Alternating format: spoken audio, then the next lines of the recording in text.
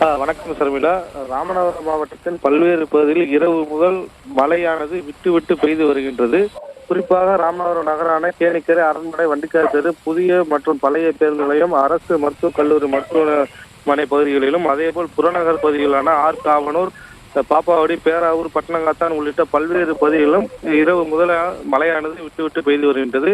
ஒரு சில இடங்களில் கனமழையானது பெய்து வரும் நிலையில் ராமநாதபுரம் நகரின் முக்கிய பகுதிகளான மதுரை ராமநாதபுரம் தேசிய நெடுஞ்சாலை, அதேபோல் ராமேஸ்வரம் தேசிய நெடுஞ்சாலையில் குமரையா கோயில், பாரதி நகர் பகுதி மற்றும் அரசு மருத்துவக் கல்லூரி மருத்துவமனை, நகர் காவல் நிலையம் எதிரே தண்ணீர் சாலையில் தேங்கி நிற்பதால் அந்த வழியாக செல்லக்கூடிய வாகன ஓட்டிகள் கடும் சிரமம் எடுத்து வருகிறார்கள். மேலும் ராமநாதபுரம் அரசு மருத்துவக் கல்லூரி மருத்துவமனைகள் ஒரு சில பகுதிகளில் மழைநீர் தேங்கி நிற்பதால் அங்கு சிகிச்சைக்கு செல்லக்கூடிய நோயாளிகளுக்கு தொற்றுநோய் பெறுவதோடு மேலும் அவர்கள் நோய்வாய்க்கு உட்பட்டு வருகிறார்கள். இந்த நிலையில் அங்குள்ள மழை நீரை அகற்றிட வேண்டும் என்று அவர்கள் கோரிக்கை விடுத்துள்ளார்கள்.